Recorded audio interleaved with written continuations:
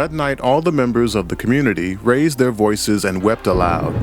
All the Israelites grumbled against Moses and Aaron, and the whole assembly said to them, "If only we had died in Egypt or in this wilderness! Why is the Lord bringing us to this land only to let us fall by the sword? Our wives and children will be taken as plunder. Wouldn't it be better for us to go back to Egypt?" And they said to each other, "We should choose a leader and go back to Egypt." Then Moses and Aaron fell face down in front of the whole Israelite assembly gathered there.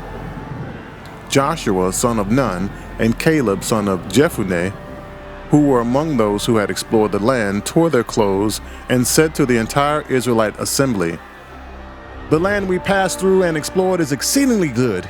If the Lord is pleased with us, he will lead us into that land, a land flowing with milk and honey, and will give it to us. Only do not rebel against the Lord, and do not be afraid of the people of the land, because we will devour them. Their protection is gone, but the Lord is with us. Don't be afraid of them." But the whole assembly talked about stoning them.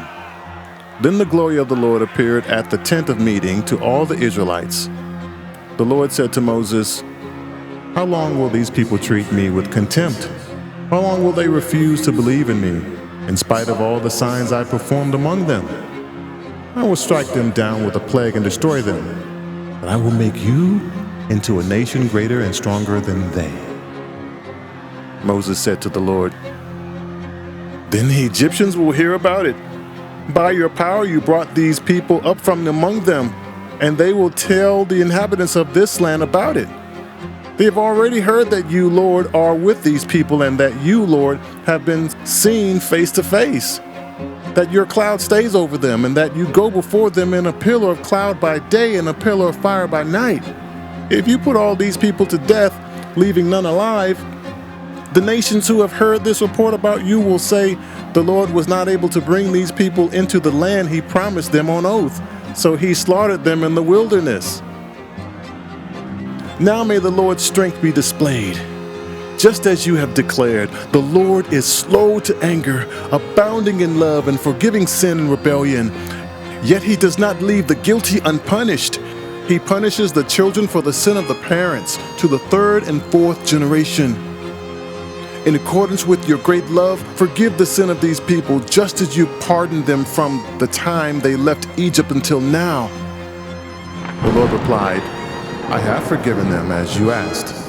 Nevertheless, as surely as I live and as surely as the glory of the Lord fills the whole earth, not one of those who saw my glory and the sign I performed in Egypt and in the wilderness, but who disobeyed me and tested me 10 times, not one of them will ever see the land I promised on oath to their ancestors. No one who has treated me with contempt will ever see it. But because my servant Caleb has a different spirit and follows me wholeheartedly, I will bring him into the land he went to, and his descendants will inherit it. Since the Amalekites and the Canaanites are living in the valleys, turn back tomorrow and set out toward the desert along the route to the Red Sea." The Lord said to Moses and Aaron, "How long will this wicked community grumble against me? I've heard the complaints of these grumbling Israelites.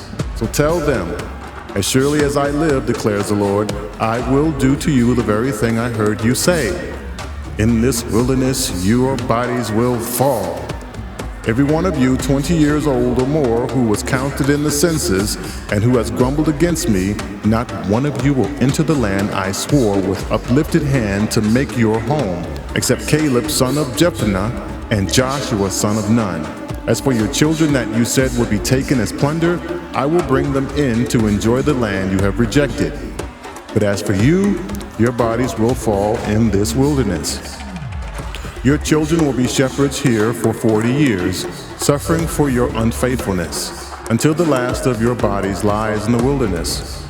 For 40 years, 1 year for each of the 40 days you explored the land, you will suffer for your sins, and know what it is like to have me against you. I, the Lord, have spoken, and I will surely do these things to this whole wicked community, which has banded together against me. They will meet their end in this wilderness, Here they will die." So the men Moses had sent to explore the land, who returned and made the whole community grumble against him by spreading a bad report about it. These men who were responsible for spreading the bad report about the land were struck down and died of a plague before the Lord. Of the men who went to explore the land, only Joshua son of Nun and Caleb son of Jephunneh survived. When Moses reported this to all the Israelites, they mourned bitterly. Early the next morning, they set out for the highest point in the hill country, saying, "Now we are ready to go up to the land the Lord promised. Surely we have sinned." But Moses said, "Why are you disobeying the Lord's command? This will not succeed. Do not go up, because the Lord is not with you. You will be defeated by your enemies, for the Amalekites and the Canaanites will face you there. Because you have turned away from the Lord, He will not be with you, and you will fall by the sword." Nevertheless, in their presumption, they went up toward the highest point in the hill country, though neither Moses nor the ark of the Lord's covenant moved from the camp.